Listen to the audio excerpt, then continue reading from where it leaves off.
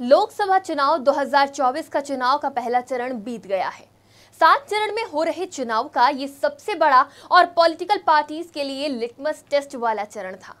उत्तर प्रदेश की 8 सीटें वो थी जिस पर 2019 में भाजपा का पसीना छूट गया था। नमस्कार, मैं हूं शिखा मेहरोत्रा और आप देख रहे हैं आज की खबर पर लोकसभा चुनाव का सबसे सटीक विश्लेषण का शो 24 की चौसर। जिस दिन अयोध्या में मर्यादा पुरुषोत्तम राम के भव्य मंदिर में प्रभु राम की मूर्ति की प्राण प्रतिष्ठा हुई और उसे देख जिस तरह का जन ज्वार उठा, उससे गदगद होकर प्रधानमंत्री नरेंद्र मोदी और भाजपा के सहयोगी दलों के लिए 18वें लोकसभा टारगेट को उन्होंने सेट कर दिया। 400 सीटों का और नारा भी दे दिया, अब की बार 400 पार।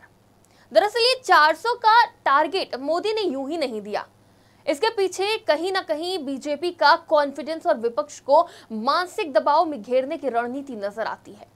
शुरुआत में जिस तरह से इंडिया गठबंधन बिखरा हुआ नजर आ रहा था, उसे देखकर बीजेपी का ये टारगेट कठिन भी नजर नहीं आ रहा था। लेकिन जैसे जैसे कयामत की रात यानी मतदान की तारीख पास आती गई, विपक्षियों को भी अपने अस्तित्व पर संकट नजर आने लगा और फिर मरता क्या ना करता के मुहावरे पर अमल करते हुए सभी एक हो गए। दूसरी तरफ बीजेपी को 2014 और 2019 की तरह मोदी मैजिक और राम के नाम पर भरोसा था और उधर उसके वोटर के मन में अब की बार 400 पार इतना गहरा बैठ गया था कि लगता है उसका वोटर भी घर में बैठ गया।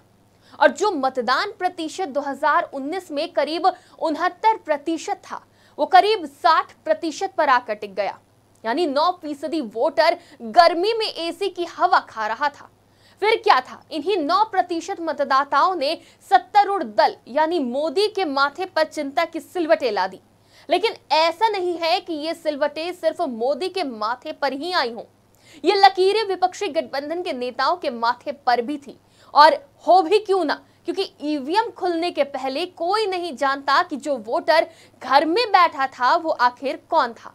क्या वो सरकार से नाराज था, वो व्यक्ति था जिसे विपक्ष मतदान केंद्र तक लाने में सफल नहीं हो पाया, या फिर ये वो आदमी था जिसे लग रहा था कि मैं वोट दूं या ना दूं क्या फर्क पड़ता है, आएगा तो मोदी ही।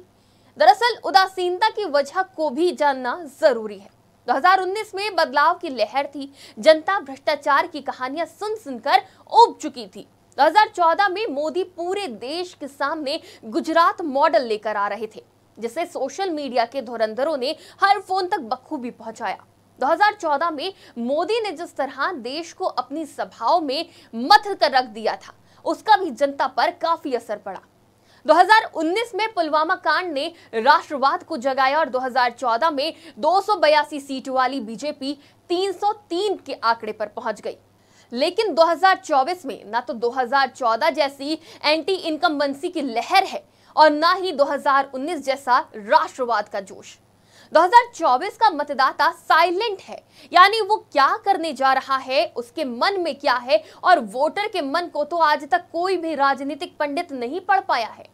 दरअसल अगर यही चुनाव राम मूर्ति की प्राण प्रतिष्ठा के कुछ समय बाद हो जाता तो शायद राम के नाम पर नैया आसानी से पार हो जाती। बीजेपी को लगता है उत्तर भारत तो उसका गढ़ है, इसलिए उसने इस तरफ ध्यान ही नहीं दिया और मोदी ने दक्षिण साधने पर ज्यादा ध्यान दिया है। इस चक्कर में उत्तर का वोटर उदासीन हो गया। बिहार में पिछले लोकसभा चुनाव में इन सीटों पर लगभग 53% मतदान हुआ था, वहीं इस चुनाव में लगभग 47% वोट ही पड़े।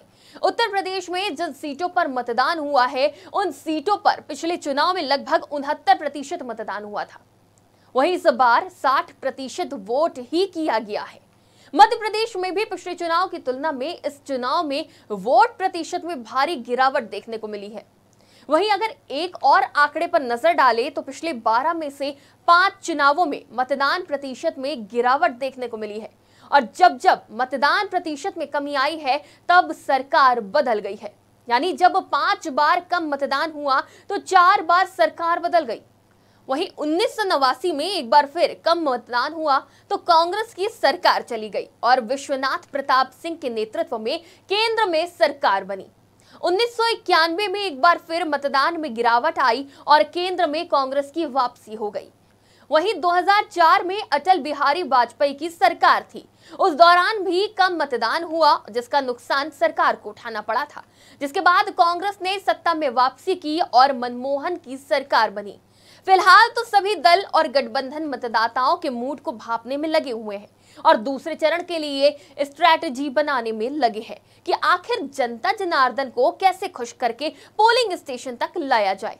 फिलहाल आज के 24 के चौसर में इतना ही। कल एक और विश्लेषण के साथ होंगे मौजूद। मुझे दीजिए इजाजत। नमस्कार।